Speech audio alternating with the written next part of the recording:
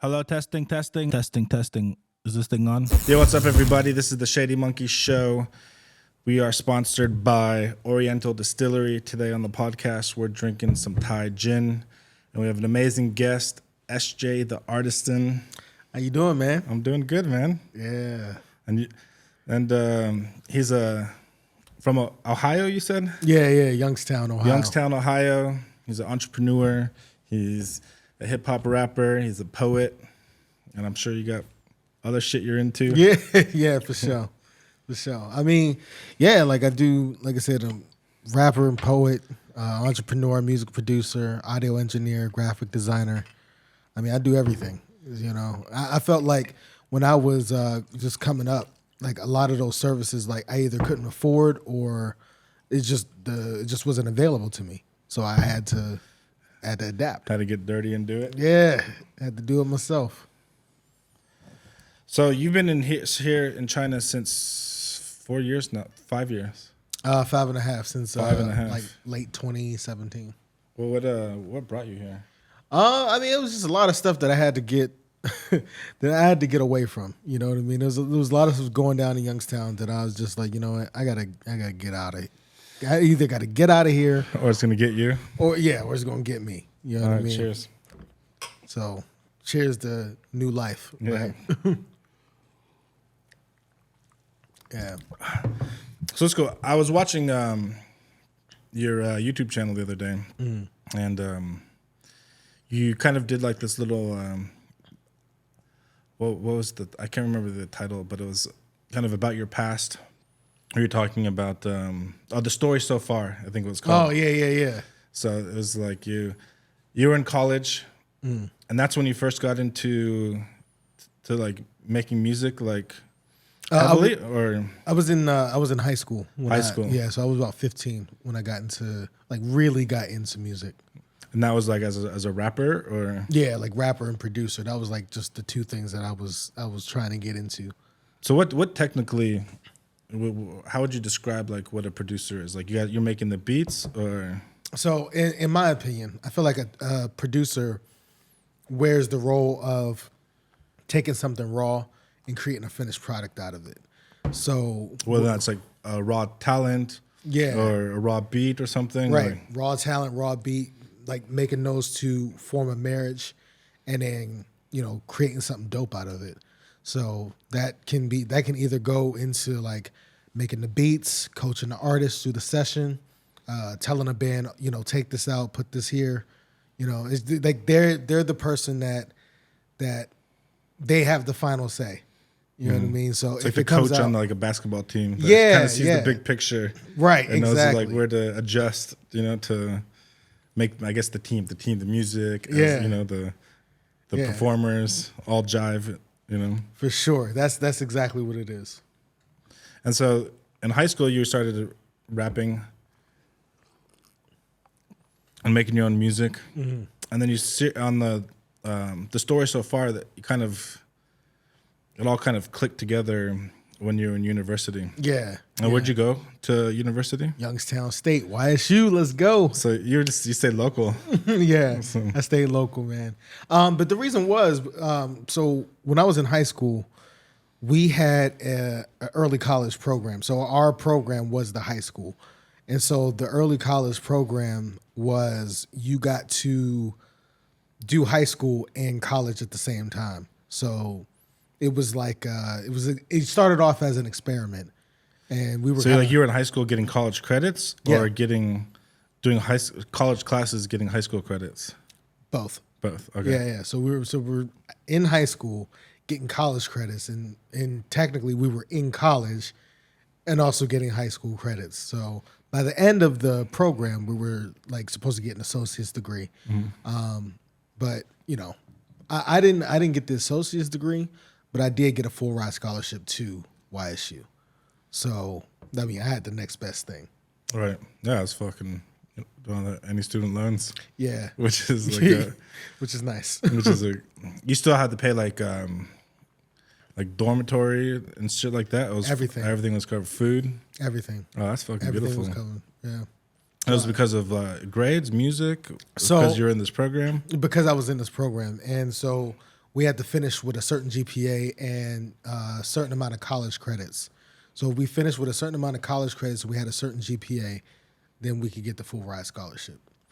And so this was a partnership between university, the school, and the Bill and Melinda Gates Foundation.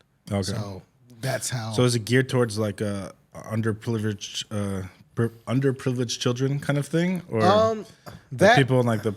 I mean, I don't know anything about. Just Yeah. not to assume, but I don't know anything about your where you grew up. Was it because I know a lot of like these like programs for getting into college. Target like minorities or people who come from like poor backgrounds or very talented people, that kind of thing. Yeah. I really don't know, to be honest. Like, I don't know if it was just like specifically geared towards minorities or not, or underprivileged communities. But I do know that there were 9 in Ohio by the time I had graduated. I don't know if it's like increased or lessened, but that was kind of the like the thing. So that would be a question more for my mom than for me. And you finished all the 4 years? Graduated? Yeah, I did. I skated by. I skated by. I was afforded the opportunity to make mistakes. So, Right. yeah, I definitely finished. Yeah, fuck. I mean, I always dreamed about. I never went to college. I always dreamed about going to college. I graduated high school in 3 years. Yeah. And I was like I was the very bottom. Yeah. Like in grades in my graduating class. Right. Like it was like fucking like a straight D report card. And like my parents were poor. Like we didn't have if I was gonna go to college, it was all gonna be like student loans and shit like that. And so I was just like, the dream is there. Like I wanted to go. There was a new like film school opening up in Los Angeles. That was for like people who wanted to be like film directors or animators and shit like that. So the dream was there, but then the effort I put into school, Right. was not there. So I said, fuck it. Like, I'm just going to go travel. I mean, to be honest, though, the only reason why I went is because I got the full ride scholarship. Right. Like, if I hadn't, I mean, there were a couple options on the table, but, I was like, do I want $80,000 worth of loans or Right. do I want to just, take this? Is that full what it ride? is? It like 80,000 would be 4 years? Yeah. Fuck, man. Yeah. I mean, that's a fucking heavy burden on someone coming out of college. Yeah, You know? man. And it's because you not only got to pay for like the dorms, but then you also have to pay for, like I said, the food plan. You got to pay for $400 textbooks. so the textbook. Oh my gosh. I mean, that's the fucking biggest. I mean, for real, I was thinking like that's the biggest fucking scam. Like Yeah. textbooks these textbooks should be like $20. Right. For everybody. Like It's supposed to be for education. Right? for education, right? It should be subsidized. Yeah, it should be free. Yeah. So it's just like, because I was checking out some like junior colleges, and I was like, fuck, like $300 for a fucking philosophy textbook, like, Right. what the fuck, Or you can buy the 150 used one that's beat to shit. That's been like, been used for the past few years. Yeah, man. I didn't really enjoy that process because always. I will say this though, when it came to buying books, like every year, every semester, it would always be a little bit over. So I always had to pay a little something out. Where it was like So you had like an allocation, like you have like I had an allocation 5,000 a month or a semester or whatever. And so it always came over like $100, and I was just like, really? It's a good thing I worked. Like I also worked during my time in college too, and like junior and senior year of high school. So I was okay. So you had some pocket change. Yeah. And then that's like when you were in college. I was on your little YouTube short, which I really liked, man. That was a really well put together, the story so far. And I was like looking at some of your other content, and I was like, for me, that was your best video. As far as like the music stuff is, I'm not counting like the music videos. Right. Just like As far as like the vlogs or Yeah. the storytelling side of the videos that you had up there, and Man, it was really like quality produced. Thank you. I appreciate that, man. I was actually, it's funny how that all came together. Like I was releasing one of my singles, Nothing Like You. And I was trying to figure out, how do I want to do this rollout? And so I was watching a YouTube video with Damian Keys. And he had like this strategy, like how to release music in whatever year it was. So I think it was like 2020. So it was like how to release this music in 20 days or something like that. And so that was a part of the rollout. And so I was just like, oh, I can do a story so far. I got a whole bunch of videos that I've never like put together. Just like stuck on your phone. Yeah, stuck just on stuck the on hard my drive. phone, my hard drives. I was like, I can do that. And then, I'm a rapper, so I can do the voiceover. So yeah, so it just came together really cool. And I also like just started learning how to use like iMovie and eventually Premiere. Yeah. Yeah, we use Premiere here. That's like a lot of people switched over to DaVinci Resolve, but we're still stuck in Premiere. I mean, Premiere is easy for me. Yeah, me, I it's love it easy. too. Yeah. Like it's just a really intuitive program. It kind of reminds me of Pro Tools. So Well, also too, like I'm stuck in like the Adobe universe, Photoshop, InDesign, Illustrator, Yeah. After Effects, and they all work, perfectly, together. So that's why I prefer. That's why I haven't even thought about or attempting to switch yet. But and then you started a group or a label, I guess. yeah, a label. What was the name? 1093 Entertainment. 1093 comes from where? Is like the area code, zip code? So 1093 came from the apartment building where my brother and my brother's best friend, where they first started doing music. Okay. So that was apartment building 1093. Okay. So whatever street name it was, 1093 was the address. Yeah. Okay. Like that was like on the building. Okay. Yeah. And then that was with your older brother, younger brother? My older brother. Okay. And he kind of was an influence. Is he also a rapper? No, he did music. So he was a musician. He did he made beats and stuff like that. But he was a heavy influence on me, like especially like in my early days when I was like just trying to get my feet wet. Like he had told me when I first got into music, he was like, "These are the albums that you need to listen to if you want to become like a rapper." So what albums were there? There were Wu-Tang Clan's Enter the 36 Chambers. There was Biggie's Ready to Die, Nas's Illmatic, Snoop Dogg's Doggy Style, and then obviously Dr. Dre's The Chronic. So those were like my 5 albums that I had to study. And so I studied them things like back and front, up, down. You have a favorite? I think I like them all for different reasons. I like Dr. Dre's because I love the production. I love like the mixing, and then also just the fact that he mixed all that stuff himself. It's incredible. I like Doggy Style because it's raw. Yeah. Like it's just raw. I like Enter the 36 Chambers because you can see what happens when you get a team together and they actually execute on the level that they did. So that's why I like that album, because you got like 9 people, on a whole album, An ensemble. Yeah, like that was freaking amazing. And I like Nas's Illmatic because I like the storytelling and the lyricism in that. And one of my favorite tracks on there is Represent. It's probably my all-time favorite Illmatic track for sure. And then Biggie's Ready to Die, I also liked it for the lyrics. It was just the way that he was like rapping. It was just different. It was different than what everybody else was doing. So, Yeah, my first. Do you remember my first hip hop tape was a cassette. My dad gave it to me. Do you remember the movie Colors?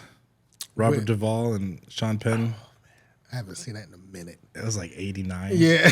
I think you probably. I don't know. I'm 43. I don't know how old you are. 31. So you were just being born around this time this movie came out.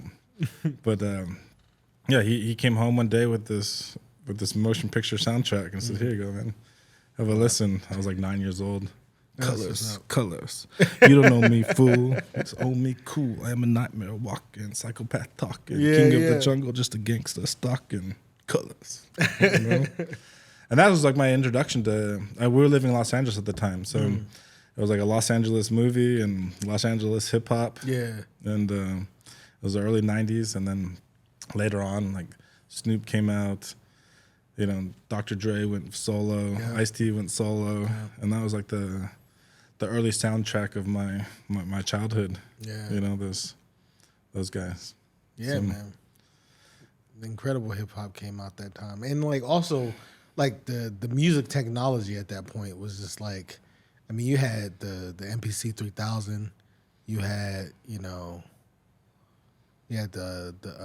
SP12.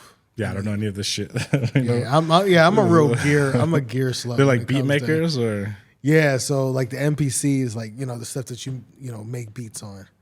So yeah, man. So like technology was good. Like when you say that, it's like I would say it was incredible at from that point in time. Okay, like it ramped up to like a great spot to like make beats compared to what it was before that. Yeah, and the reason why I say that is because, just the limitations of the gear made you more creative. Mm-hmm. That's what it seemed like, just from the outside looking in, and then also getting to play around with like those different types of things myself. You fucked around with that equipment? The MPC or newer generations of it? Yeah. The MPC 2000 is the one that I got. So I had that one. I had the MPC 500. And it was just really cool, man. It was really, really dope.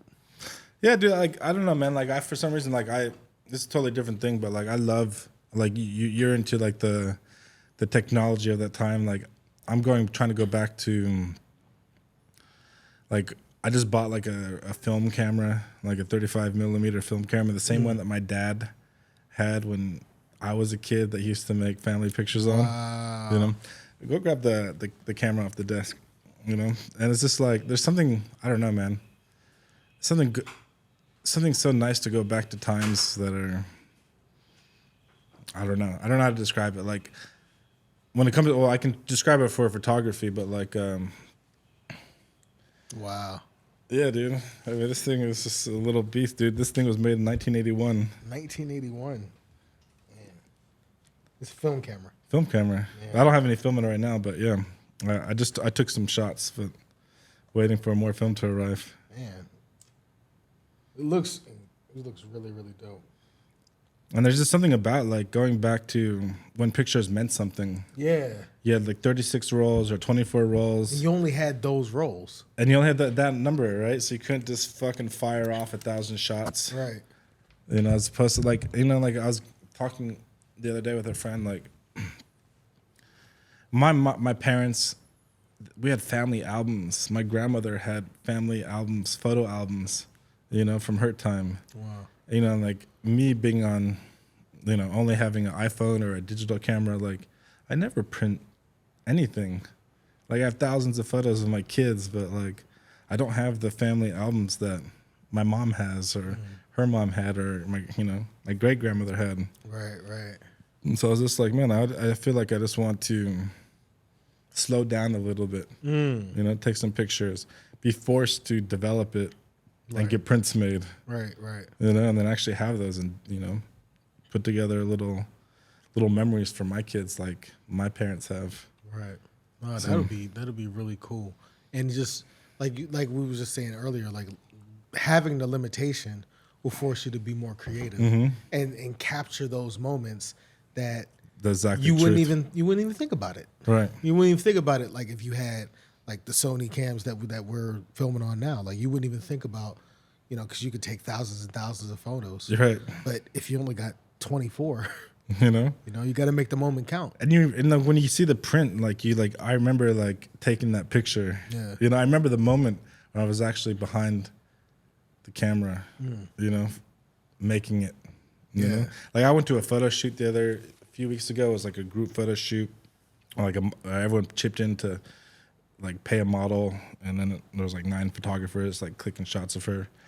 Dude, I made fucking like 1,500 pictures Of this model. of in 2 hours. You know, it's just like not and like I think I made 2 good shots. You know, but the point is like 1,500. You know, Right. And the shitty photos I made with this so far, I like better. You know, than the fucking the perfect, high detail, high resolution picture I fucking filmed of this girl. So It's crazy. but anyway, so going back to you started, I forget the number. It was 10 something. 1093. 1093. 1093. That was your crew. That was label. That is my crew. So it still exists. Yeah. Still making albums together. Yep. Or how many artists? I don't know. Is it a label? It is a label now. So it didn't start off as a label. It started off as a group. And then in 2012, me and my brother we turned it into an LLC. So now it's a label. It's a legit company. You guys making money? Yeah. How many artists are on it? So right now it's just me and my second oldest brother. We're the only 2 artists. And he's different from the guy who originally started it. Yeah. So it's 2 brothers. So I remember like on the video I was watching, the story so far is like first one brother like kind of started it with you, and then another brother joined, and he's the one that kind of well, I guess kicked your ass and brought it to the next level. No. So I would say my oldest brother, the one who started it with me, he was the one who kicked my ass like really, really So hard. the first brother. Yeah, the first brother. Yeah. So- But it was in a good way. He just kept forcing me to rewrite over and over and over and over and over again until I got to a point where it was like, oh, you finally cracked it. You finally cracked the code. So I appreciate that because he's also a teacher. And so sometimes when I'm mentoring other artists and stuff, I try to push them to their limits too, because you never know where they can go. It's true, because like a lot of especially artists or just people in general, but like they get stuck in their own ego. Yeah. Like this is good, but it could be better. Right. Right. But it could be better is sometimes hard to fucking swallow. Yeah. And some people like, are very open to it, and some people are like, no man, like I'm pretty the best. right. Like don't worry about it. Because I had like hip hop friends and stuff like that who wrote their own stuff. I'm like, yeah, like your flow is good, the way you deliver is good. But your writing could definitely be better. Right. And it was like, no, man, like, no, I teach people how to write. Like, I'm fucking the shit for it. I'm like, yeah, okay. Like, Yeah. yeah. And I just dropped it at that point. I was just like, yeah. But, It's always a continuous process of improvement, though. yeah, human life is about evolving. Yeah. Improving your craft. Mastering your craft, Exactly. And then like that's getting up every day and maybe watching a YouTube video on, how you can write songs better. Maybe looking at the thesaurus, seeing like what other words that you can use instead of the ones that you normally use. I mean, reading the dictionary. Yeah, I'm reading a dictionary. I did that for a little bit, reading a dictionary. The thesaurus is more of my thing. I like the thesaurus because I know a lot of words, but I just want to see like what can I insert that's different, Right. that people aren't saying that makes sense for the Like song. instead of saying good, you could say something else, like fantastic or something Right. like that. Yeah. Yes. And then, so I was watching this video of yours, right? And then I was watching you and your brother starting this label. I heard something, and then boom, you come to China. Then I was like, wait a second. I paused the video. I had to rewind it back again. Played it again. I was like you just dropped the most like heavy fucking thing, and didn't go into it, and then boom, you're in China, like fucking eating baozi and fucking wherever the fuck you were, you know. So I listened to this I watched this fucking like 3 times, dude. Like that is, like, did I hear it right? You heard it right. So what the fuck? So the story that I saw on the YouTube is that he said that my biological father shot me. Yep. And then boom, you come to China. I was just like, totally just like, fuck, man. Like, so what the fuck happened? So that story happened. So it happened on April 10th, 2016. And my father came in with my little brother and sister. It's just a normal day. So how many brothers and sisters do you have? 7. All from the same mother and father? Nope. Okay. But yeah, so they came in and it was just a normal day. But I felt something was off. And so Like they came to your apartment, you were in college, like they came in like over to my mom's house. So you at your mom's house at the time? Yeah. Yeah. So I was at my mom's house at the time. And my younger brother started sort of just crying, like just out of nowhere. And I was like, okay, that's odd, but okay. So then, my father tells him to, be quiet, shut up. Then he starts getting more. He's like a little kid, or? Yeah, he's like 3. Oh, he's a baby. Yeah, so it was just, he started getting more and more aggressive with it. And I'm just like, why are you getting so aggressive? Like, he's 3. Like, relax. And so I let it go twice. And then the third time, I just yelled at him in the same tone that he was yelling at my little brother at. So he didn't like that. So he got in my face, I got in his face. Now, in the meantime, like while all this is going on, my little brother he stopped. Like quiet. Just quiet. Just fucking watching YouTube fucking go at each other. Yeah.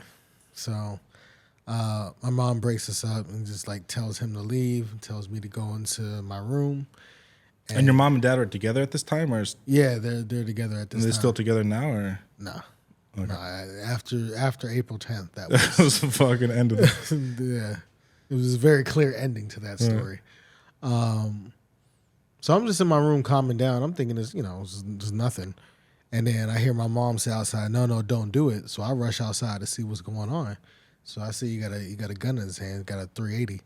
I'm just like, Dad, you really about to shoot me? And so there was no scuffle or anything, but I ended up slipping on, there's like a little grassy patch between the gravel and the porch. So I ended up slipping on that. And then you're trying to leave the house, or? Yeah, I was trying to leave the house to get him away from them. So you're trying to bring him out of the house? Bring him out of the vicinity of them. Of them, you mean like your mom and like your mom, little brother? My little brother, little sister.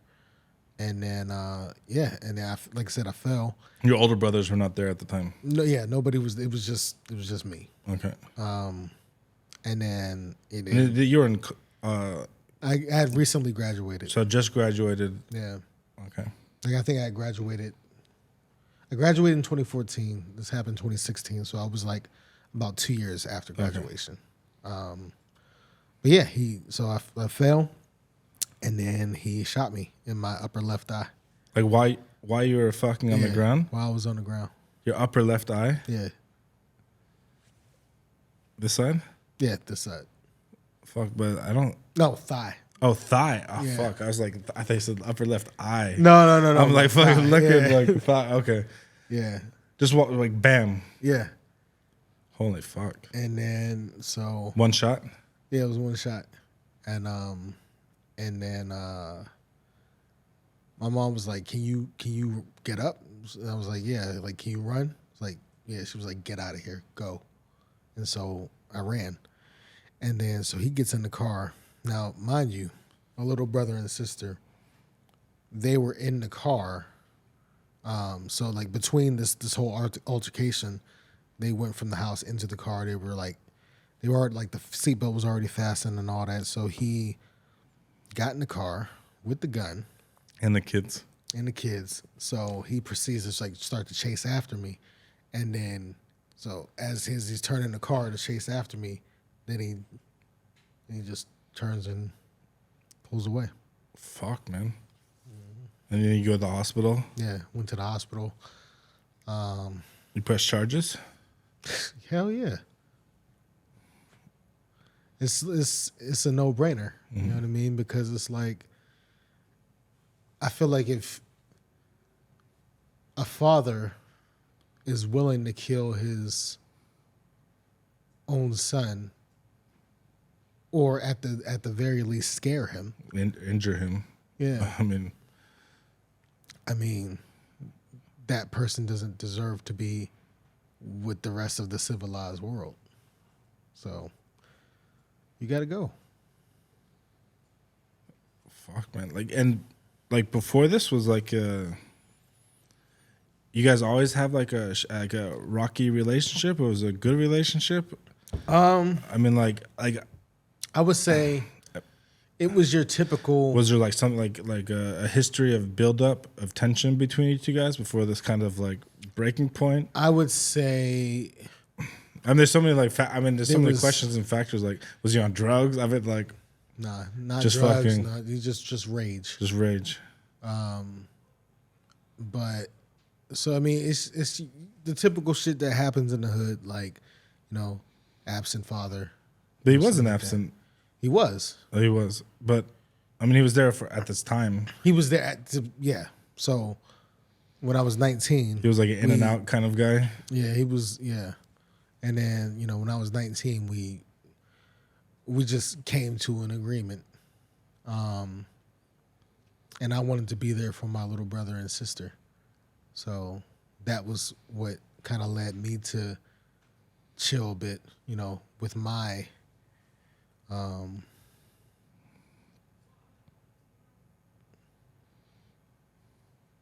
tensions with him.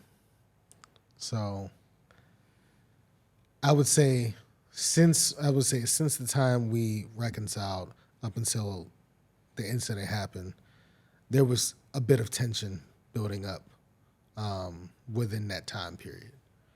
I would say like maybe a couple years into it. So like between me being 21 and 24, there was tension. That's when it started.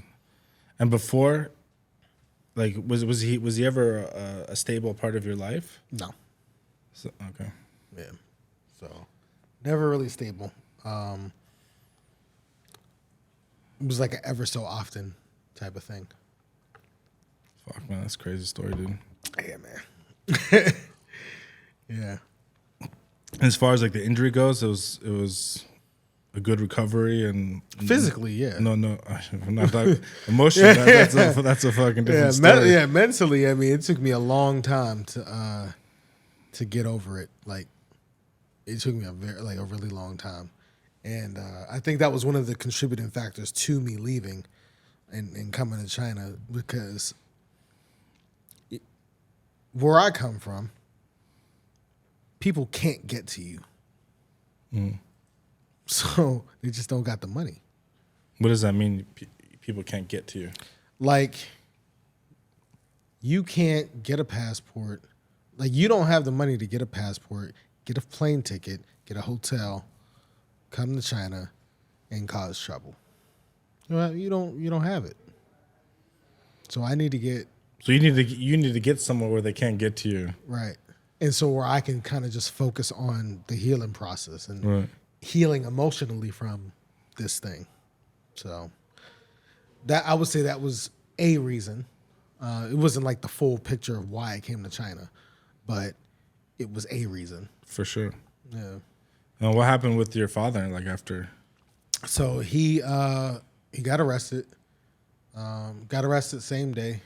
Went to prison. Died in prison. Fuck. Died of prison from a fight? From Yep. At least that's what I heard. what year? March 2017. So like 3 years? 2 A years year- after? No, a year A after. year after. Fuck, man. Yep.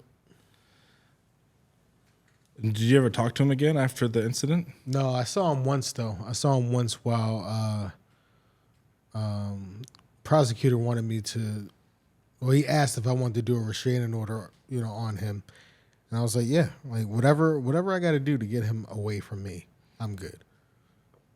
So, But he was in prison because of the gunshot, right, and he stayed in prison because of the gunshot, right, and then he never came out of prison because of whatever happened. right. But it was like in between period. Like he was just in county. He wasn't like in prison yet. Okay, so the court haven't decided what his Yeah. punishment was, kind of thing. Right. Fuck. So like when you saw him, that was like in court or? No, it wasn't in court, but it was in front of a judge. Got it. Mm-hmm. Fuck, dude. I mean, there's so many like levels of like emotional complexity into that situation. Like, one is your father, one he shot you, one he died. You never able to get any kind of closure with him. I guess not in the traditional sense. In traditional sense, yeah, like no. Such a fuck story, dude. I mean, cheers to survival, right? Dude. But I mean, while I did get over it physically, I mean, emotionally, I would say now it's not as the emotional stuff is not as prevalent as it used to be. But I still have a hard time trusting people. Mm-hmm. I still have a hard time feeling like I'm good enough for the world. And sometimes those things weigh on me heavy. Not all the time, but sometimes. You ever make a song about it? It's hard. I think if you like figured out a way to do it musically to like tell the story and release your feelings, Yeah. I think it would be a fucking masterpiece of music, but also like very therapeutic. Yeah. In your healing process to just get it off your chest and put it out there, put it out to the universe to. And that's kind of where I'm at with music. I mean, I've written and recorded a lot of music over the past 4 years. But I do have music that it's the production is so simple, but the simplicity is needed for what I'm trying to say. So I'm not saying that it isn't hard. Like I'm not saying that it's never gonna happen. I'm just saying it's hard to do because you write these words and you look back and it's like, wow, like I went through a lot. Dude, that's the fucking. I mean, it's so heavy, dude. Like, I mean, life is full of fucked up things. I think everybody goes through their trials, their fucking cruelty of what the world has to offer to them. But some people really just get fucking dragged through the mud, like Yeah. And some people just like their fucking troubles are that they can't get the fucking handbag they want. Right. And some people's troubles are their fucking house gets bombed. Right. Because they're in a fucking war zone. But like everybody goes through this fucking struggle. And it's how I mean, I think what human nature is best known for or what the best thing about human nature is like how we take that and makes us stronger. Right. And grow from it. But it's hard to like. I don't think we'll ever like recover from the tragedies, that we have in our life. They're always gonna be like ghosts that haunt us. It's just what level do we let it? Right. And then like for me, there was two clear paths: darkness or using it as fuel for something more. Right. Like the path was clear, and I saw it. I saw the anger. I saw how everything. I saw those moments.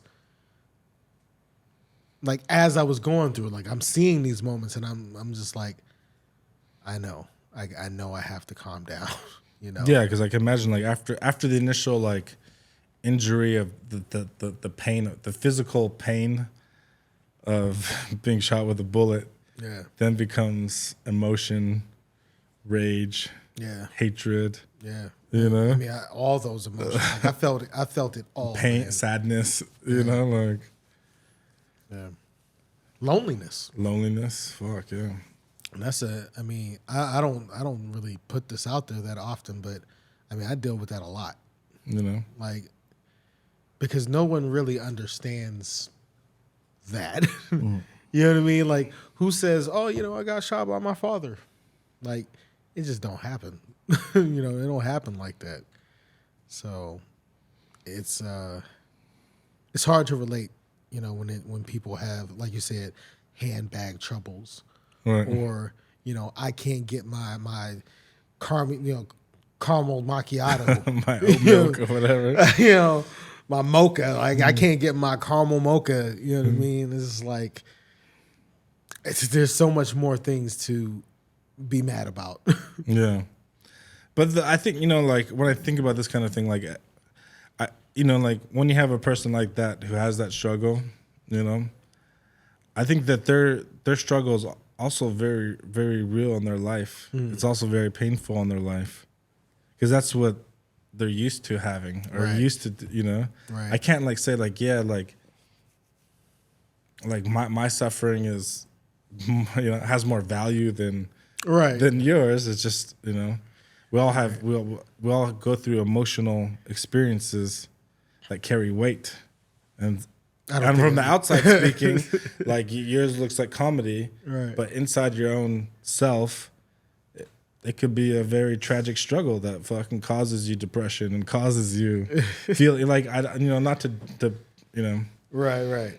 I know not to compare pain and stuff, but I feel like there are some pains that are it's just not worth it. Yeah, but some people don't realize that, you know, True. or they don't experience like human suffering is really about, you know, like when I was in high school, I was, you know, some shit happened to me when I was young. Man, I was like super depressed. You know, when I was 15, I used to like cut myself. When I was 16, I tried to kill myself. 15, not 16. 15, I tried to kill myself. Just fucking shit, like, that we go through, you know, that you're either gonna fucking rise from it, you know, or you're gonna let it, you know, keep us in the mud. You know, but the pain never goes away. Like, it's just how you deal with it, you know, like you just need to find the right outlook. Yeah. And utilize, you know, turn it into something that's negative into something that can be a positive force. For sure. You know? And definitely for me, like, forgiveness, like, it took me 10 years to find forgiveness for what happened. And then once I did that and actually went through some therapy, my whole kind of outlook on myself and the world kind of fucking clicked together in a better way. So, but I mean, it took a long time to fucking get to that point. I think for me, I will never forgive the people involved in a negative way in that event. I don't see the need to forgive someone who I don't. But I have found peace with Which is the most important part. Yeah. You know? Yeah, I have found peace, and I think for me, it's probably the most important,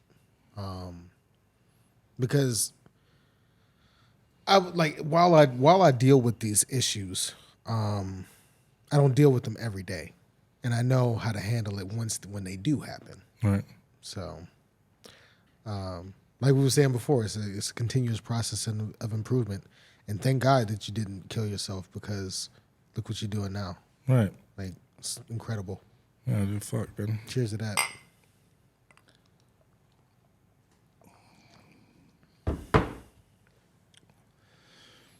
So let's talk about what fucking brought you to China. I mean, besides this. I mean, like, there's a question I ask everybody. Like, for me personally, like, I was fucking in 2020. Oh fuck, 2001. Forgive me. We're talking 20 years ago, 22 years ago. I got unemployed. I was working in Seattle in the original .com boom. I was fucking making a shit ton of money for like 2 years, from 20 to 22. Lost my job because the fucking .com crash. And then I ended up fucking 2 years or a year and a half, just with a fat bank account. Yeah. I moved to Montana. I was doing road trips, with my best friends, just fucking doing nothing, Right. Nice. And then I got a call one day, like, hey, they're looking for a graphic designer at this book company. You interested? I was like, sure. So I went to San Francisco, did the interview with the boss. He hired me the fucking next day. And 3 months later, he told me I'm going to China. Nice. And that's what brought me here. Nice. And so, That's awesome. but I asked everybody, like, besides the fucking darkness that was in your life at the time, there's 1,000 places you can go in this world, 1 million places you can go in this world. What was the thing that actually brought you to here? It was a girl. Was it? You know who it is. It was a girl. I was saying. There was a girl, there was a boy, and I told her. They were Facebook friends. Nah, we wasn't Facebook friends. MySpace friends. Whatever, I don't know. Nah, man. No, I actually met. So this particular girl that I'm talking about, we met in 10 years ago, actually. And I told her, I was like, hey, girl, I'm going to marry you one day.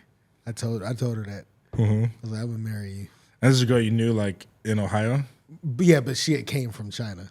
Okay, so she was going to school in Ohio? Yeah, for like the summer. It was like a summer program or whatever. Okay. Yeah, anyways. That was one reason. Second reason, like I said, I just needed to get away. I needed to get away from all of the craziness that I was going through. Third one, I looked at it as an opportunity to do something different that none of my peers were doing. You know what I mean? Or you can even fucking imagine doing. Yeah, it's like You know? nobody thought about like going to China. You know what I mean? And I'm just like, that's what I'm about to do. I'm about to go to China and see what it's like, see what I can build there. And then it kind of just trickled down from there. It was just like, just because I ended up landing in Zhejiang. Yeah, like how'd you pick that destination? So I had a couple Like- friends. I had a couple friends that that lived there. So one I went to school with, and one kind of just found me randomly on Facebook, and I was really hesitant about it, but she was just like, "Oh no, like it's not like that, you know. I'm just looking for new friends and stuff like that," and I was just like, "This is very odd, but you know what? I'm gonna roll with it." And she was actually like one of my like coolest friends. She's like been to Japan. She's like got a family now. Like she was just a really integral part of like my first couple months in China. Like she really helped a lot, and I got to know her family, and we got to drink. It was just a really cool time. It was really cool. How long were you there for? 4 months. 4 months? Yeah. Just living the fucking life, like working or just Working, trying to get my name out there. I tried to build like a few relationships, and then like it it kind of went south real quick. So A few relationships, like what kind of relationships? Like business relationships, business love relationships. Well, business relationships, love relationships. But like, yeah, like I said, shit just went south like real quick, and it was just like I was getting blamed for shit that I didn't do. Such as Probably not best to talk about. get somebody pregnant. Nah. But it was just like pinning something on me that like it never happened. Right. You know what I mean? Like it just Understand. didn't happen. It was just, and then because of that, it was just like a trickle down effect. Like so, it was just everybody found out about this lie, and it's just like, why? Like what? Why not like have a conversation with me and figure out what happened versus like just believing, the people that you're already familiar with. Like I get it. Like, I'm the new kid on the block. You know what I mean? But also at the same time, things are not what they seem. Yeah, I mean it's so important that you talk to the person that you need to before you start fucking putting whatever else into the fucking environment that doesn't exist. Yeah, I mean, it was a blessing though. Fuck, cheers, dude.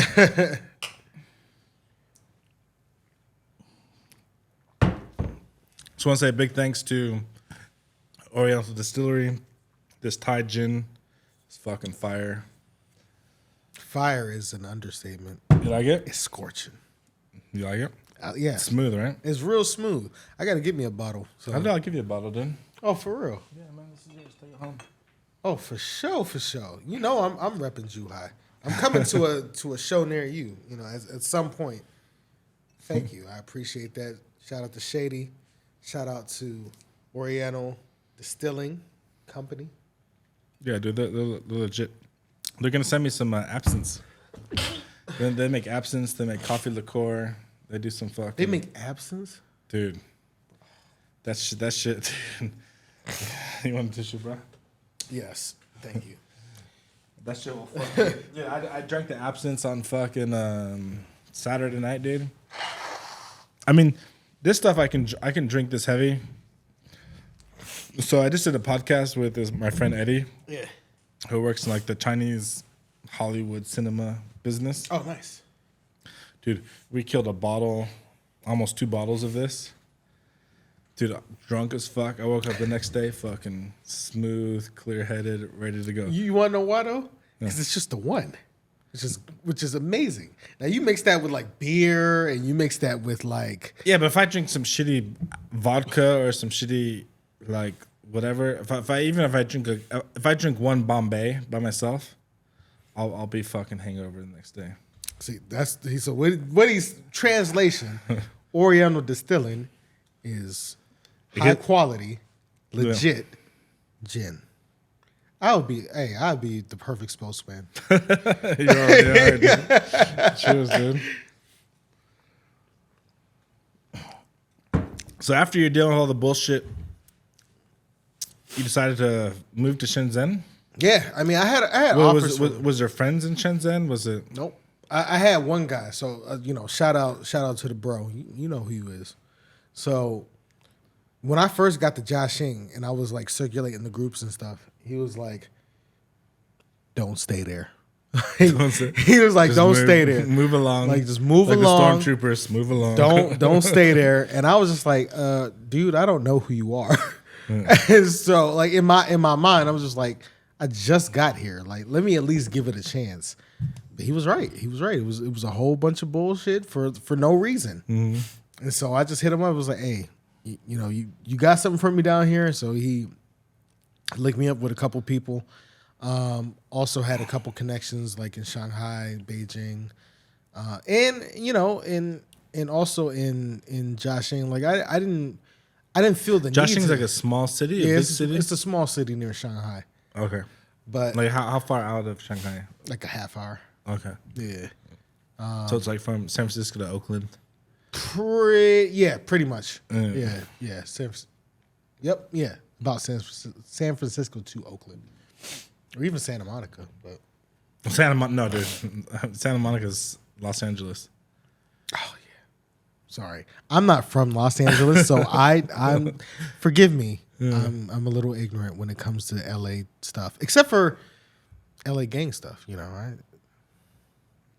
You got the fucking Shout out to the marathon.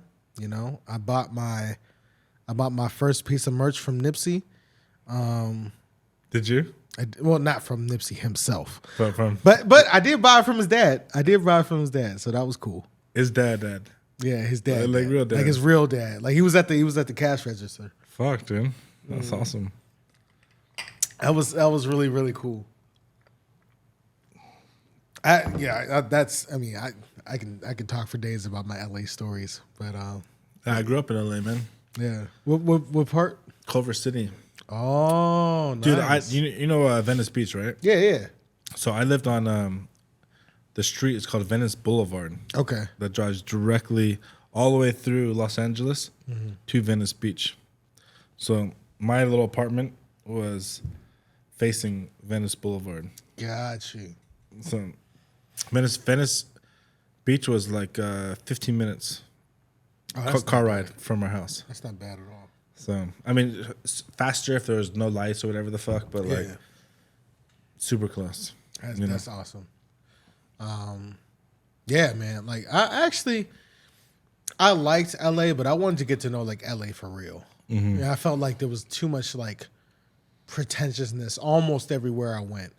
But I did meet some like really cool people. Like I met my boy Matt. He's doing a lot of dope shit with like Akon right now. So shout out to Matt. He's always been like a bro. I actually met Ray J. Ray J, I don't know. Ray J. You know Brandy, right? The singer Brandy. Okay. So her brother. Oh. Yeah, that Ray J. Oh, fuck yeah, that's a big name. So, but it was interesting how that happened though, because it was like me and my boy.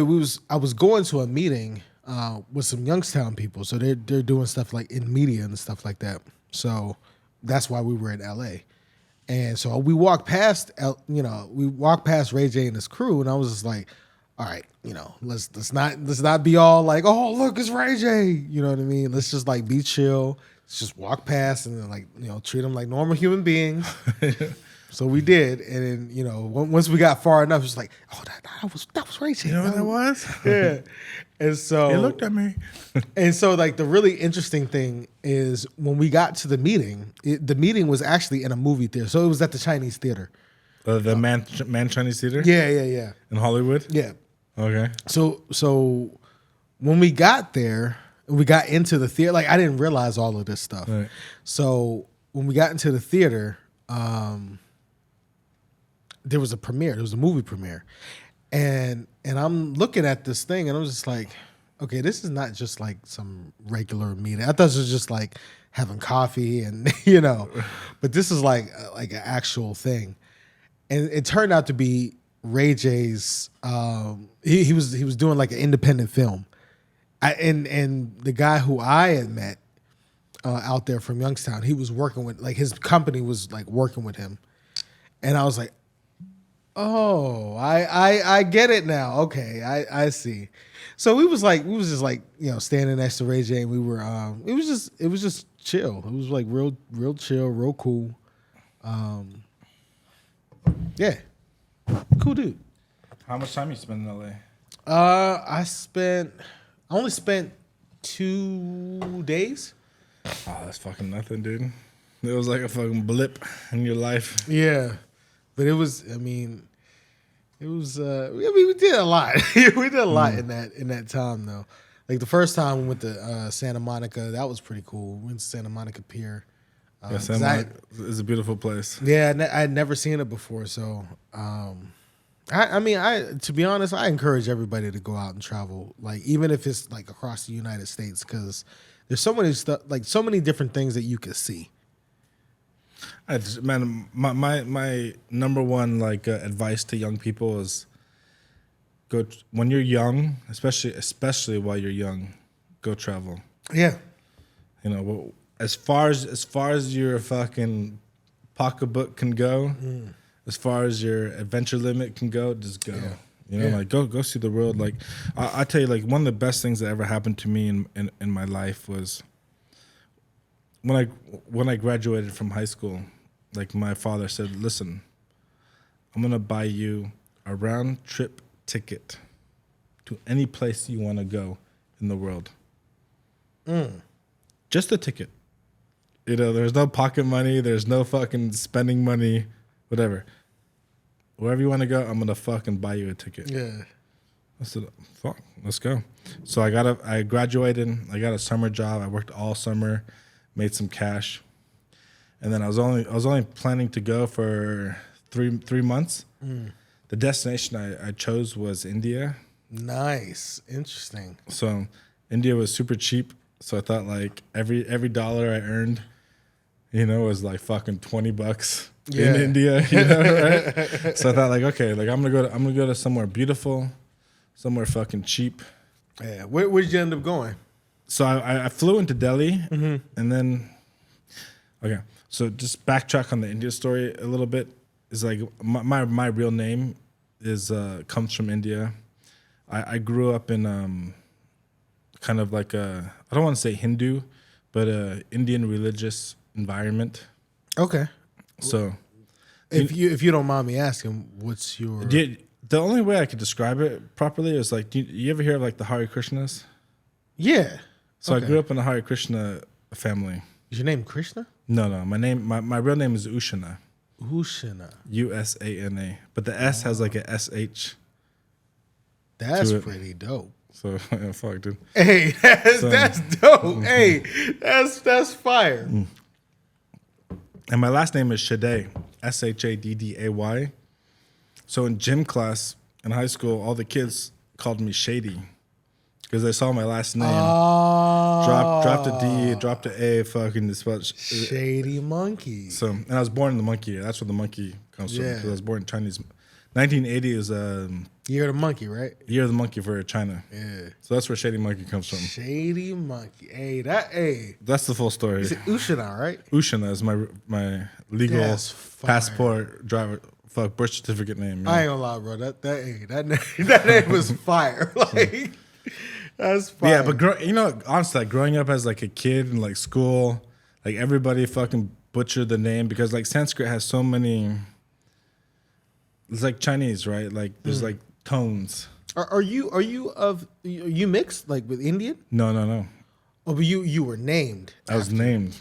Hey. My mix is like Irish, fucking French, Italian, maybe some German, Navajo Indian, Mexican. Nah, but your It's a fucking. Nah, hey, your parents was My parents didn't even name me. who named you? The fucking commune leader.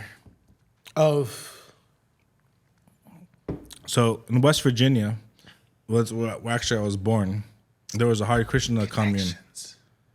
So the leader of the commune, the highest the Mahaguru I got you. of the community, Familiar. he was the one that named all the kids. So he named me Ushana. So Ushana is from you ever hear of the Bhagavad Gita, which is like the Hindu Bible. Right. So Ushana is the spiritual master of the demons, and then Baba, he's like political, creative thinking, blah, whatever, who he is. So that's the.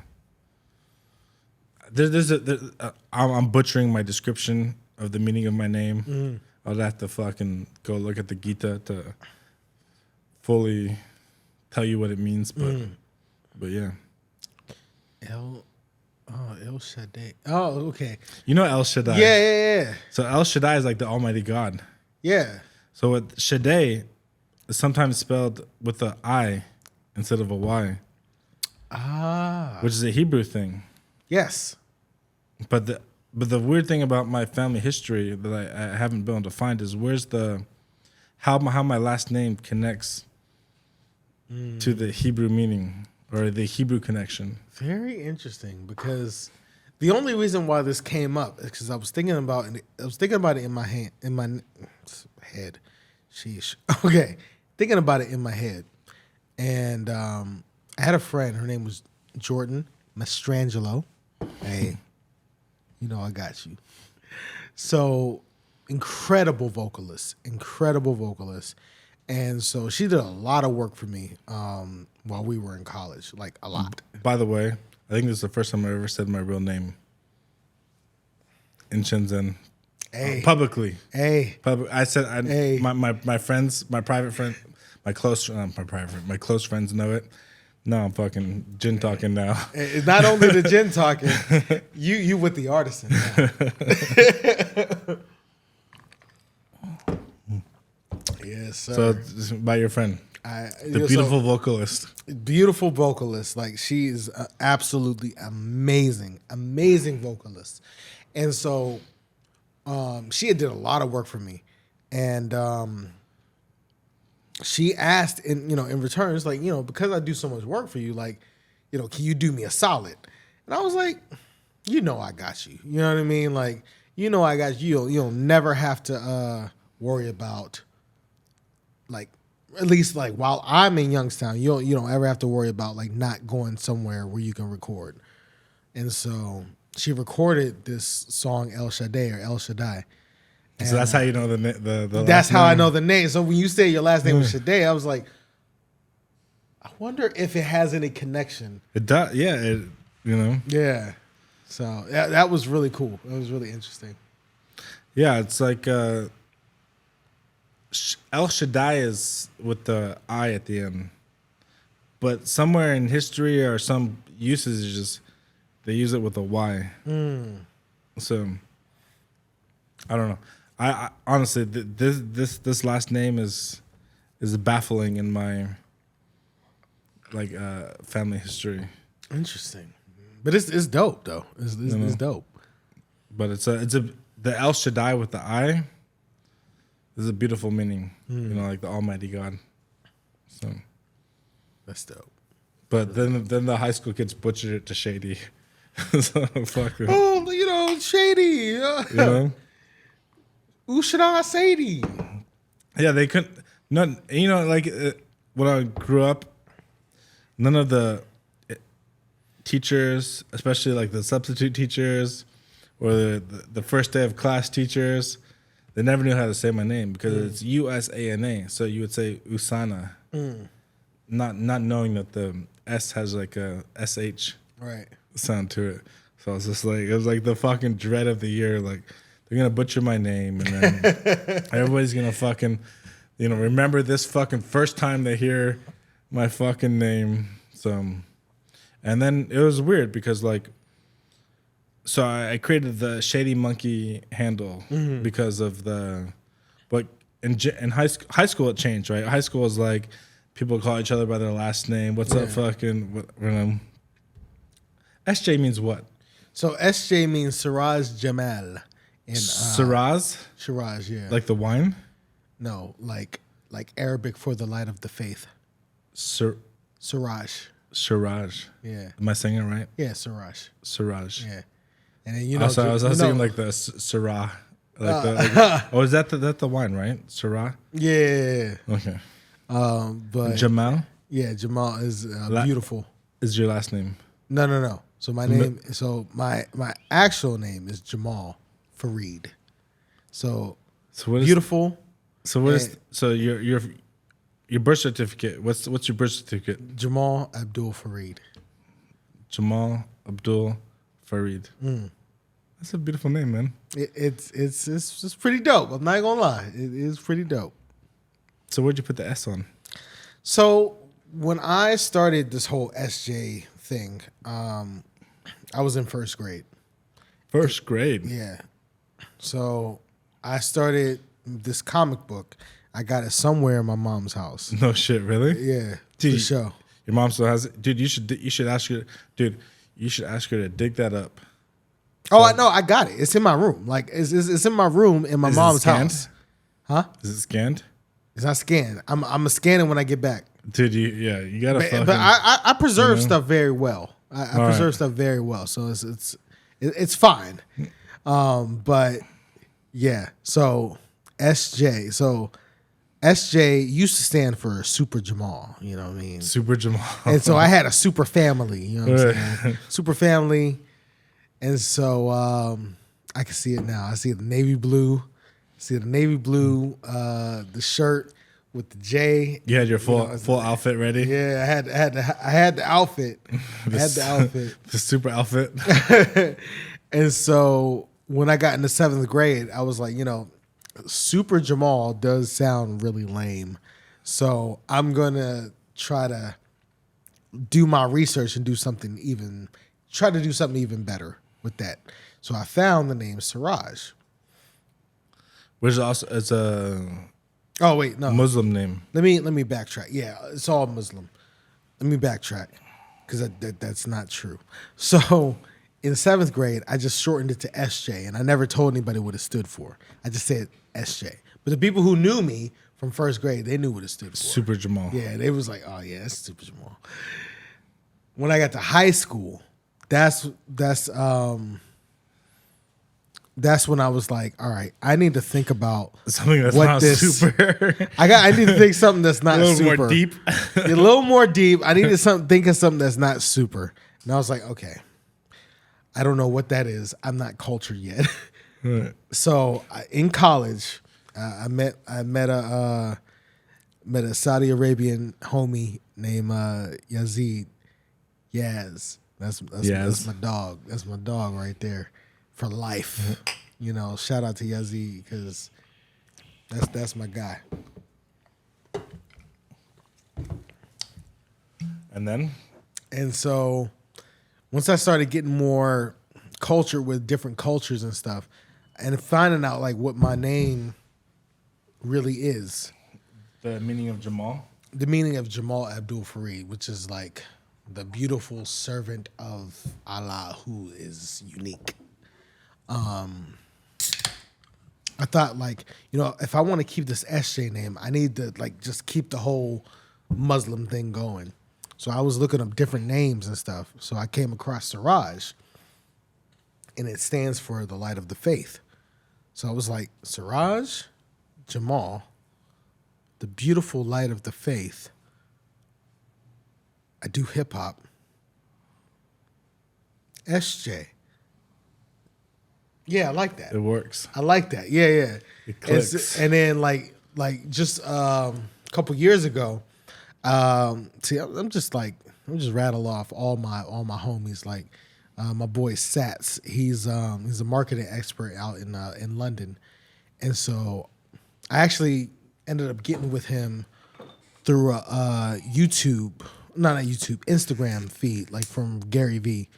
It was like, just introduce yourself, where you from, blah blah blah blah, all that shit. So I was like, hey, I'm SJ the artist. Like I'm SJ. I'm from Youngstown, living in China, doing this, blah blah blah blah. So Sats was the dude who stood out to me the most, because he was a brown skinned brother, and I was like, all right, he seemed like he's somebody who I can rock with, like really rock with. So we had a couple meetings, and he tried to help me to rebrand, kind of like a soft reboot or an enhanced reboot. And A 2.0. Yeah, like a 3.0. Or 3.0. 2.0. Yeah. And so like we came up with the name SJ the Artisan. And it was just like, why Artisan? And it's just like, because I'm a craftsman, like I put a lot of effort into my work. So SJ the Artisan. I love the name, man. Yeah. It fucking sticks. I never, I think we've known each other maybe 3 years. Yeah, 3 years. Yep. But I never knew what the SJ stood for. I didn't know your name was Ushana. That is fire. That is so fucking fire. Like nobody's, dude. Ushana. Like that's dope as fuck. Yeah, nobody knows, dude. I mean, it's like when I came to China, I didn't know what to expect, right? So like, okay, not when I came to China, when I moved to China. Mm-hmm. So I moved to China. It was like 11 years ago. Yeah. And then I was just like, so the story about the move. So I'll just to put it in perspective was before I would come a few times a year. It was basically like in and out of a factory. Like I'd arrive, go to the factory, print the most important book of the year. Okay. Do this three or four times a year and go home. That was my life. So at least like one fourth of my life pre-living here was being here. So like there was 3 months out of the year I was in China, but it was in the factory. Got you. Okay. So I show up one day following the standard routine. There's an architect and he was like ready to print his book. I arrive. He sends an email. I'm really sorry. I do not like what I wrote in my book. Like this was his like he was like old and about to retire, and this was like he was gonna make a book about his life's work. You could say that this was his last ride. You could say his last ride, right? This was it. This is what the last thing he was gonna publish. Again, I'd like to thank our sponsor, Oriental Distilling Company. They fucking make the best gin in China, in my opinion. It never goes bad. I'm just saying. It never goes bad. Well, fucking cheers to that, dude. Yeah, cheers to that. Like I said, high quality gin for an affordable price. So if you, the viewer, are interested in buying this, you can get my coupon code SJ the Artisan. And you can get X amount of percent. I'll just play it. You get 50% off the retail price. SJ the Artisan. There you go.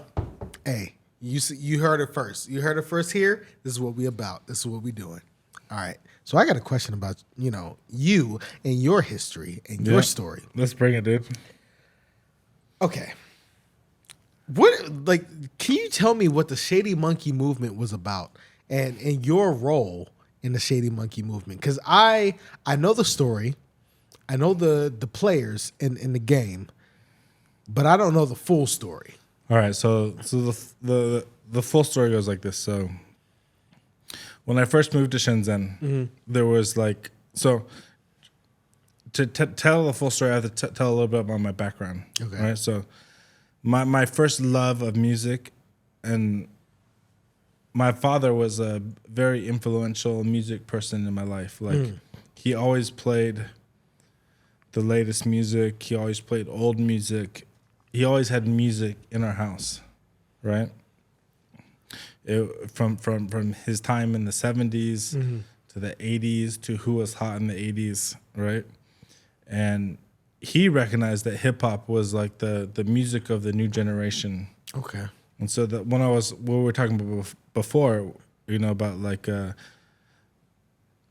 your influential hip hop tracks. Like my first cassette that he gave me was the soundtrack to the movie Colors, which was all hip hop. Right. So from there, like I was listening to hip hop, and then listening to Dr. Dre, NWA, Snoop Dogg, Ice Cube, Too Short, like all these fucking influential guys that came out of Los Angeles. And then of course it developed into other artists, right? Fucking also Tupac, right? Who's also from the fucking Los Angeles generation. Biggie, and fucking eventually in my high school years, fucking Eminem dropped, right? So hip hop was like a huge part of my music life, right? When I came to China, when I decided to move to China, I came to Shenzhen, and then there was no hip hop happening in the city.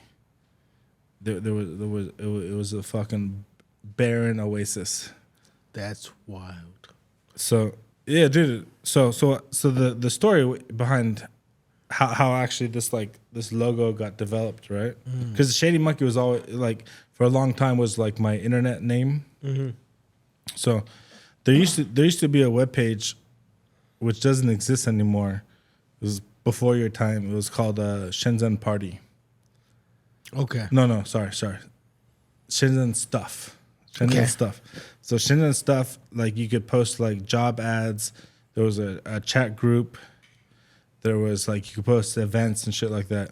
And so I saw somebody posting a job ad. It was like, I'm looking for a graphic designer to make a logo and party posters. So I replied to this ad. I said, I'm a graphic designer. I make books, but I'm a fucking badass designer. I can do what you would need. So I made his logo for him. Oh, he accepted me as his designer. So I made his logo for him. I started making party posters for him. It was like electronic music, which was like the big thing, like techno, electro, deep house. Yeah. That was kind of like the music vibe of Shenzhen. You want tissue? No, I'm good. So I was doing this fucking, like hanging out with all these DJs. I was making like posters for these parties, and they were cool ass parties. They were very like underground parties. Like we like the first party poster I made for him was like it was like an abandoned like 2-room house. Literally, it was like 2 rooms. This fucking house in some park somewhere, and they brought like the generators, the fucking lights, the DJ equipment, fucking like this is before we were even using WeChat. Like WeChat was not even like so popular at this time. That's why. Yeah. You know? WeChat was like popular in like what 2013. Later, I mean, it was being used at that time, but as far as like a mass consumption, it came a little bit later. Yeah. Like, just, well, the reason I say that because I had WeChat in 2013. I don't think I was using WeChat in 2013. I was using WeChat in 2013 Yeah. for my homegirl.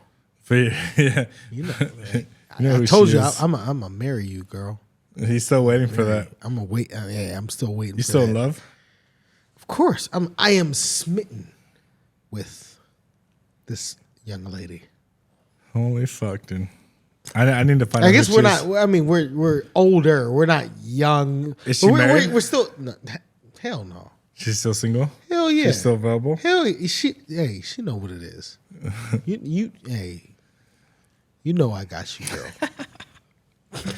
So going back to the story, dude. So I was making these like party posters for these events, and they were cool. They're like techno music, right? And so one day I was fucking walking around, and I saw this congregation of people, and I went to go check it out. And it was a bunch of b-boys, Oh, nice. and I was just like watching them like breakdance, and then I was like, "Fuck! Like this is happening in China, like b-boys, you know?" And they were like super talented, like Red Bull fucking competition competitors. Okay, You know? I got you. Like legit. And so I made friends with them. Yeah. And they were listening to hip hop, they were listening to breakbeat, like, and then I was looking around, like, and I was thinking, like, there was no hip hop in Shenzhen. And so I asked this group that I made the logo for, it was called White Cat. So, Okay. So I asked the White Cat guys, I said, listen, like, I think we should make a hip hop party. And they said, you know what? We don't like hip hop. It's not our music. It's not our style. But because we're your friend, you make a party, you organize it, you make the poster, you promote it. We'll provide you with the equipment, not the DJs, because none of these DJs were hip hop DJs. You provide the DJs, and we can make a party. I said, okay. So I made Shady Monkey Party 1. 10 people showed up.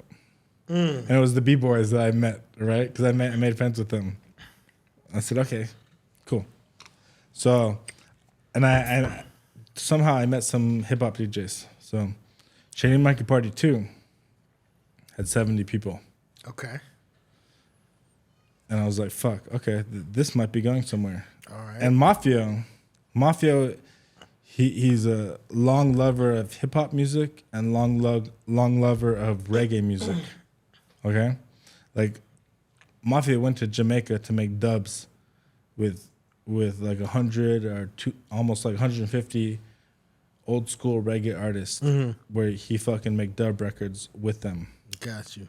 So like he came to my party just to watch, not as a DJ, just to see what was happening, because there was a Shady Monkey 2, there was a buzz. Like, somebody's doing hip-hop parties in Shenzhen. And there were 70 people there. The DJs were shit, right? They were not so good. So Mafia came to me, who you don't know. And he was like, I'll be your DJ at your next party for free. I said, okay. Like, I do this because I love hip-hop music. I'm like, This is different.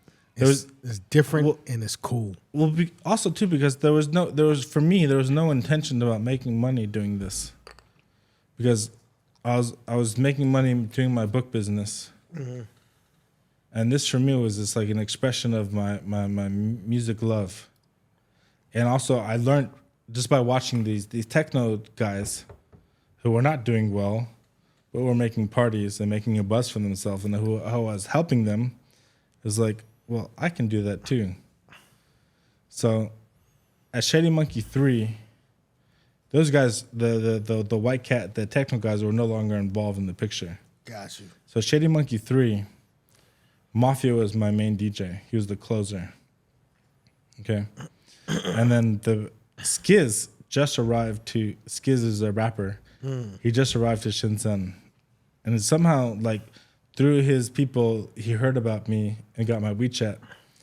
And he said, I'm a rapper, and I want to come to your party. Can I perform? I said, for sure. No. I knew nothing about him.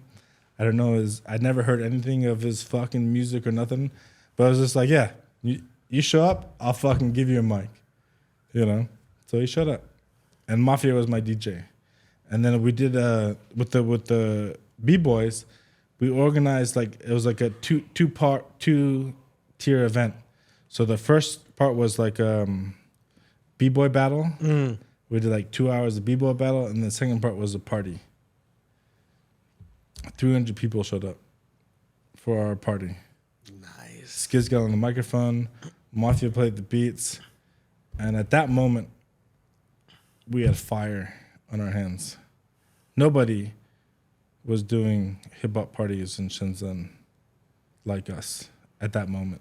So I sold Skiz and I sold Mafia. I said, listen, you two, I want you to be my partners, and we're going to do this fucking hip-hop shit.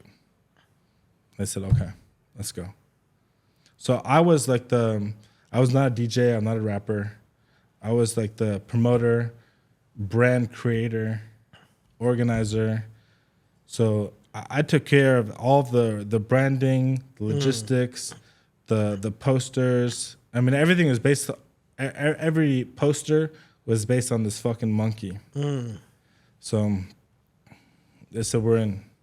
So then we created a buzz. People fucking were like hungry for hip hop. So we got our first deal with Viva. So Viva Sheko, which doesn't exist anymore. Shit. So let me tell you this Shit. That was, whoa, shit. Wow. So, you know. Hey, I'm learning some Shenzhen history right here. All right, so Viva was in Coco Park and in fucking Sheko.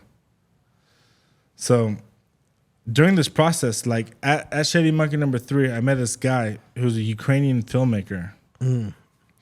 And his name wouldn't happen to be Anton, was it? No, his name was Lexus. Lexus. Yeah. Interesting. So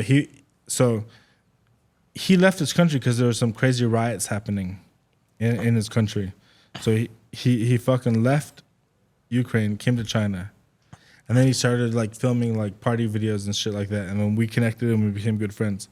So he came to Shady Monkey number 3 and made a video for us. Fucking beautiful video. Then we got Viva was interested in us. So listen, We want to do our first hip hop party with you in Viva Checo. Damn. Oh fuck yeah, dude. Sorry about that, dude. Oh no, it's all good. So I'm learning. I'm learning about Shenzhen history. I'm learning about everything. yeah. You know what I mean? And here's the thing, man. I am honored to be a part of the Shenzhen hip hop music scene. Like, never in I am making history. Shady Monkey made history doing this hip hop shit. You know what I'm saying? Like, and I'm talking to you, the viewer, the audience. You probably on YouTube right now, or Instagram, or TikTok, Or whatever the fuck it is. whatever the fuck it is. But you don't understand like the amount of love that I have, not only for hip hop, but for Shenzhen. Like, Yeah, me too, man. Like honestly, like the saddest thing about my everyday today is I can't continue the vibes I'm in. And there's a lot of reasons for that. you never know. You know? You never know what will happen. You never But know. I also know the story. I know the ending. Yeah. So It's just what it is, dude. yeah. But yeah, so I want to tell you this fucking because this Viva #1 party blew us from the top. So this Ukrainian filmmaker who made our Shady #3 video. It was a beautiful video. It was a normal video, whatever. So we go to Viva Checo. We make a hip hop party. It's the first time that they ever had to block people from coming in because it's too full. The first time in history that they had to prevent people from That's what I'm coming saying. inside. History. Hip hop party. Like history. So we fucking film a beautiful video. So this fucking filmmaker, right, makes a video.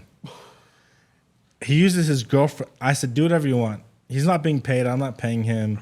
You know, like, he wants to do it because he wants to do it. Because he's a fucking creative person. He's an artist, right? He makes a video where his girlfriend rolls a fucking cigarette, but it looks like a joint. And she smokes it on her balcony and then gets dressed in a sexy dress and comes to the Shady Monkey party. And then, boom, it's fire, right? Let's get it. So I show this video because part of the deal with the club was that we're going to provide you with an event video, right? So we're going to make a fire event and we're going to provide you with a fire video because he was on board to make the video. So I present this video to them and they say no. It looks like she's making a joint.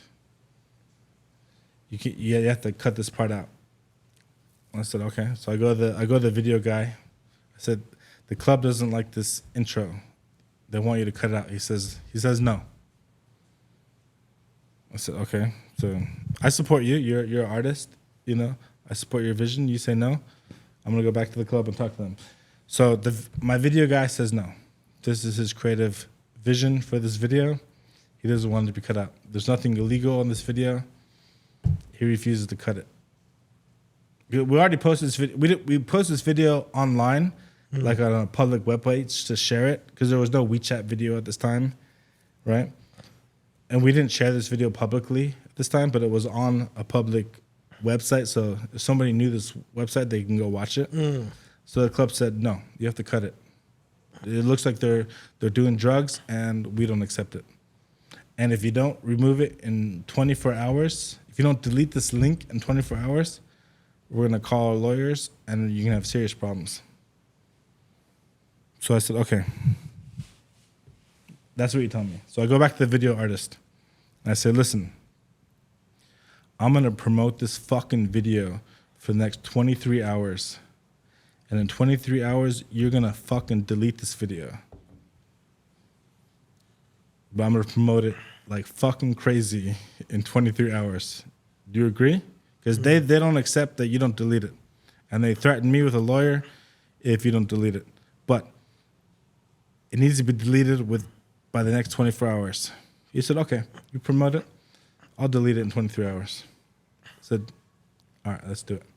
So I fucking pushed up every website group, every WeChat group. I said, this is a controversial video.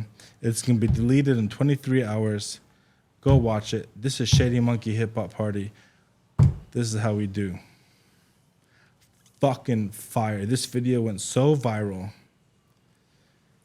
They didn't have a fucking choice. They didn't have a choice. You know? So many people said, when's the next fucking party? Dude, I'm coming to the next party. And then the club called me. They saw me promote this in all these fucking groups. They're like, what the fuck you doing? I said, listen, you told me I need to delete it in 24 hours. I'll delete it in 23. That's what I'm going to do. I follow your words. Boom, yep. We promoted it. We became the fucking hottest shit in Shenzhen after that point. Every party we did, we closed at 1,500 people, private event, fucking Halloween party. It was fucking banger. And then a bunch of bullshit happened, and then we had a fucking... We know the story. Like I said, we know the story. Mm-hmm. But you cannot deny, and I'm saying this to you, the viewer, you cannot deny that what Shady Monkey did before SJ the Artisan that was very true. Is legendary. I'm gonna repeat what I said. Legendary.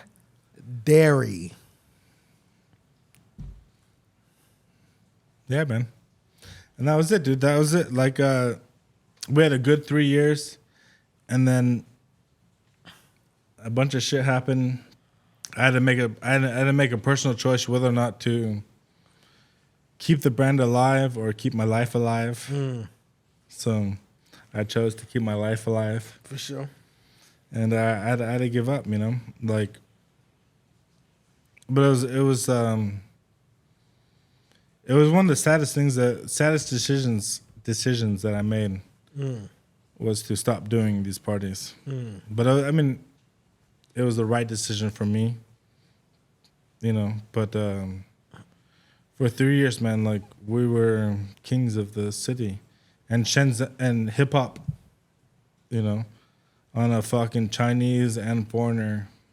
I mean, was king, like on some real shit. Like you, Skez and Mafio, y'all paved the way for me. I mean, absolutely, man. You're like you know, like on some real shit. Like literally, like right after y'all, like I came onto the scene right after y'all, and I will never forget that. Fucking respect. No, seriously, like I will never forget that. And for me, man, it wasn't like definitely like when you look at my life, like hip hop is not part of my life. But hip hop has been my favorite genre of music. You know, I'm just a fucking dumb white boy, dude. Like, I'm not a rapper. I don't DJ, but... Who got a fucking dope-ass name, though? Who's got a dope-ass... But I love the music, man. Like thanks to my father who introduced me to it at a young age, at fucking age 9. Yeah. You know, so... And I'm very proud of what we did in the city. I'm very grateful for what we were able to accomplish. You know, like...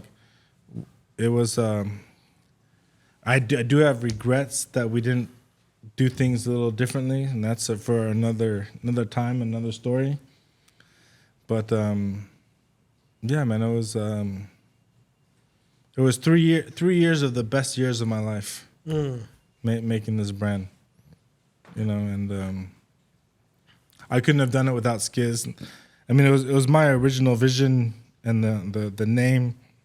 And the brand all came from me, but hands down, like if it wasn't for teamwork, it would have never elevated to the level that it became. And that's a big advice to all you artists who are getting started, who are trying to expand, It's all about the team. It's all about the team. Like there are no egos when it comes to the team. Yeah, for sure, dude. And for me, like, it was never about money too. Like, I was never trying to make money from this. Mm-hmm. And that's a very important thing that, like, anybody needs to understand. Like, when you have passion for something, you just fucking do it because you're passionate about it. Yep. The money came later. We made fucking great money from clubs and from the events that we made, but it was never about the fucking money. Like, if I could relive every event that I did for free and not make a dime, happily, I would do it. You heard it first. Like I said, this right here is Shenzhen history. Shenzhen history, which means we made a fucking difference in this Speaking fucking of city. Shenzhen hip hop history, I want to do a music video with you. But I have some I want total creative direction. He said it first on the podcast. He want total creative direction. Yeah. He said it first. You see this on YouTube. Yeah. He said it first. You pick the song. I gotta like it.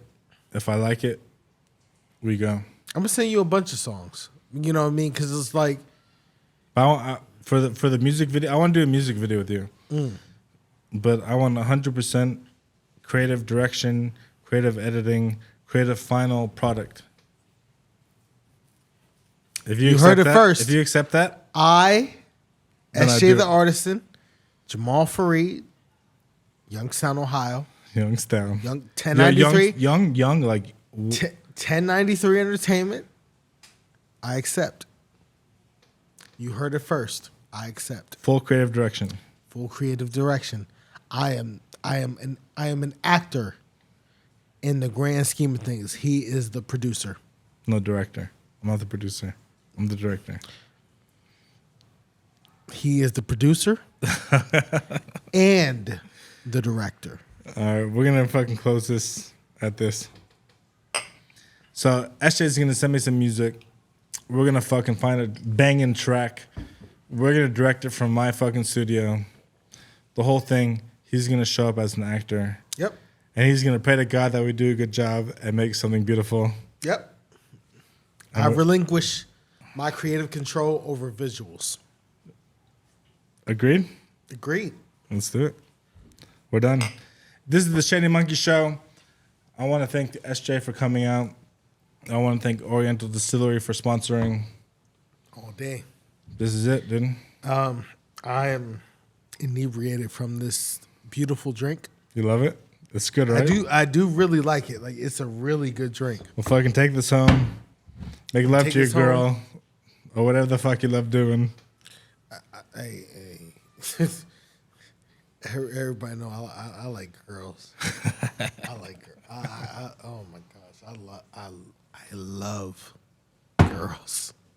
Me too. We're out. Good night. Sweet dreams. Whatever the fuck. We're done.